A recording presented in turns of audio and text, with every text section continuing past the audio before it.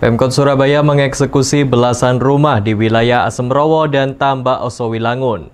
Eksekusi rumah yang ada di sepanjang Sungai Kandangan ini dalam rangka upaya normalisasi Sungai Kandangan. Pemkot Surabaya melakukan eksekusi pada 16 rumah di daerah Tambak Langon, Kecamatan Asemrowo, dan daerah Osowilangun, Kecamatan Benowo. Penggusuran ini dilakukan untuk kepentingan normalisasi Sungai Kandangan serta optimalisasi rumah pompa yang sudah dibangun oleh Pemkot Surabaya. Upaya normalisasi Sungai Kandangan ini dalam rangka untuk penanganan banjir di wilayah Surabaya Barat. Pasalnya selama ini Sungai Kandangan telah terjadi penyempitan akibat adanya hunian warga di sepanjang aliran sungai. Rencananya normalisasi sungai ini sesuai Detail Engineering Design atau DED, yaitu dengan lebar 40 meter. Upaya eksekusi ini sudah dikomunikasikan pemerintah kota Surabaya sejak tahun 2014 silam, namun baru bisa dilakukan pada tahun 2022 ini.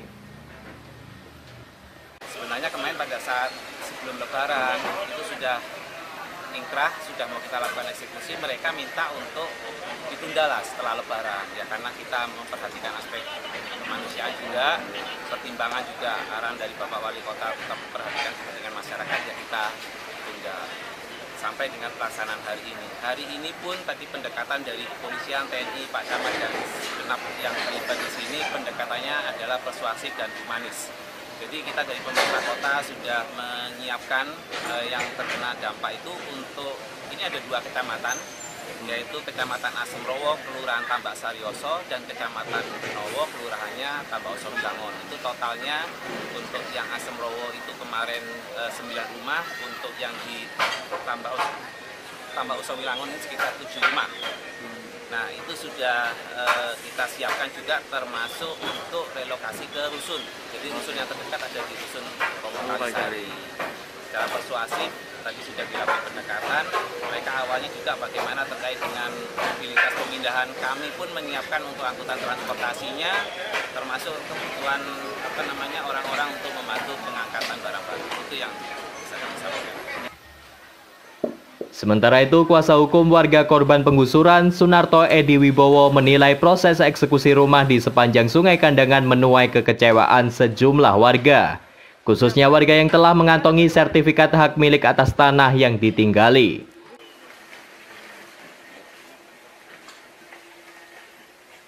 Dan saya sudah membuat memori banding. Kemudian saya hanya 11 yang ada kuasa.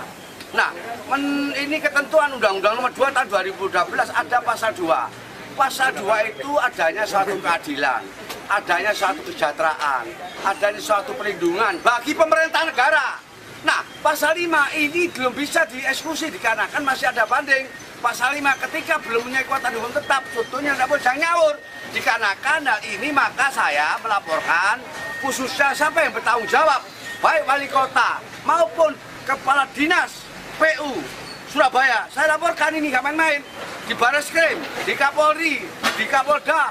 Laporannya kalau ini tidak sesuai dengan apa yang menjadi peruntukan. Kalau peruntukan untuk umum tidak masalah, kalau kebutuhan pribadi terjadilah korupsi. Ini panjang, karena Undang-Undang 3199 Februari 2021 tidak ada masa daluarsa, kapanpun kena. Meski ada beberapa warga kecewa, namun pemerintah kota Surabaya tetap melakukan eksekusi. Dan bagi warga yang saat ini terdampak penggusuran dan belum memiliki tempat tinggal, pemerintah kota Surabaya telah menyiapkan hunian di Rusun Romo Kalisari, Surabaya.